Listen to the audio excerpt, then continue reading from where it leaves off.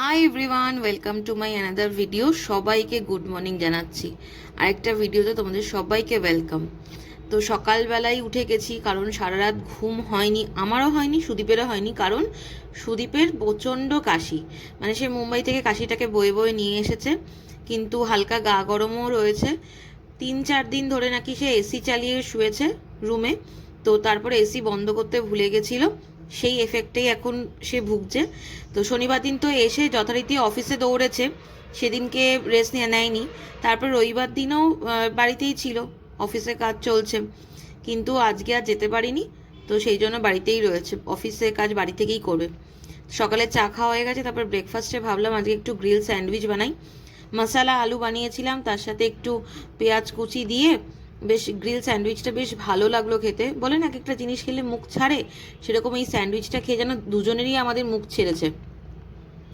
তারপরে তো প্রত্যেক দিন আসার পর থেকেই আমার এরকম এক বালতি করে কাঁচা পড়ছেই। আগে কি করতাম, একদিন ছাড়া একদিন কাঁচা ধোয়া করতাম, কিন্তু এখন ভাবছি যত রেখে দেবো তত জমে যাবে। এখনও রয়েছে 2 বালতি মতো। তারপরে হাতের কাজগুলো সেরে রান্নার তো এবার জোগাড় করতেই হবে, কারণ আমি একা থাকলে বাড়িতে একরকমভাবে খাওয়া দাওয়া করি। আর যেহেতু সুদীপ বাড়িতে আছে, তাই ওকে জিজ্ঞাসা করলাম, সমস্তটাই আজকে ওর পছন্দের হয়েছে দুপুরে লাঞ্চ।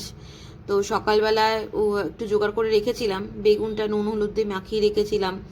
তো ভাত বসিয়ে দিয়েছি, আর করব আম দিয়ে টক ডাল, আর তার সাথে ডিম আলু সিদ্ধ, মানে মাখা আর কি, যেটা ভর্তা বলে সেটা। শুকনো লঙ্কা দিয়ে মেখেছি, কাঁচা সর্ষের তেল দিয়ে, মানে একদম সিম্পলভাবে করেছি। আর তার সাথে করব পটল পোস্ত, আলু দিইনি পটল পোস্তের মধ্যে, শুধু পটল দিয়ে পোস্ত করেছি। আর এদিকে তো ঘগ্গ করে কাচ্ছে, আমি বলছি আমডাল খেও না, বলছে না আমি হালকা করে একটু চুমুক দিয়ে আমডাল খেতে চাই, তুমি একটু আমডাল বানিয়ে দাও। তো যাই হোক, আমডাল করে দিয়েছি, বাট বেশি খাইনি, অল্প করেই খেয়েছে, বেশিরভাগটাই পোস্ত দিয়ে ভাত খেয়েছে। আর আলু সিদ্ধ আর বেগুন ভাজা তো ছিলই। তো এত রকম রান্না করতে করতে মোটামুটি আমার 2টো তো বেজে গেছিলো। তারপরে ফ্রেশ হয়ে তারপরে পুজো দিয়েছি। সুদীপ বলেছিল পুজোটা দিয়ে দেবে না, না থাক তোমাকে দিতে হবে, তুমি রেস্ট করো। আর ওষুধের দোকানে গেছিল, বেটাডিন দিয়ে বলেছে গার্গেল করতে। আমি ওকে আগেই বরাবর বলে যাচ্ছি গার্গেল করো তুমি, অনেকটাই কমে যাবে। তো যা, আবার লুকিয়ে লুকিয়ে তার ঠান্ডা জল খাওয়া তো চলছেই। যাই হোক, তো একটু দুপুরে লাঞ্চটা বেড়ে নিচ্ছি। ভাতটা একদম বাটি করে বসিয়েছিলাম, কিন্তু ভেঙে গেল। অনেকক্ষণ ধরে রেখে দিলে কি একটু সুবিধা হয়। যাই হোক, টাইম ছিল না অতক্ষণ রাখার, একটু গুছিয়ে দিলাম, যেহেতু বাড়িতে থাকবে উইকডেজে। তো লাঞ্চ পেয়ে তো খুব এত রকমের পদ, আর এত রকম পদ বাটি বাটি করে দিলে না ও খুব ভালোবাসে খেতে।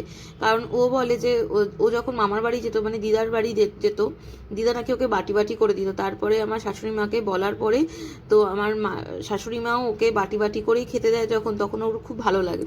তো সেটাই আমিও চেষ্টা করি খানিক। তারপরে একটু রেস্ট নিয়ে দুপুরবেলা একটু ফ্রেশ হয়ে নিয়েছি, কারণ সন্ধে পুজো একবারে রাতের বেলা দিয়ে দেবো, সন্ধেবেলার টাইমটা। এই যে সময়টা দেখছো, এখন বাজে মোটামুটি ধরো 6:30, 6:30টার সময় এই প্রখর রোদ, এরকমই একটা ব্যাপার। তো আমি মোটামুটি 6টা থেকে 6:30টার মধ্যে সন্ধেটা দিই।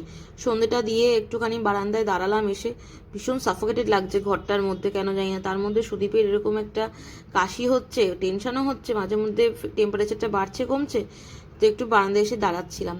তারপরে বললো যে একটু খিদে খিদে পেয়েছে। আমি বললাম বেশি কিছু খেতে হবে না, কারণ রাতে ভাত খেতে পারবে না।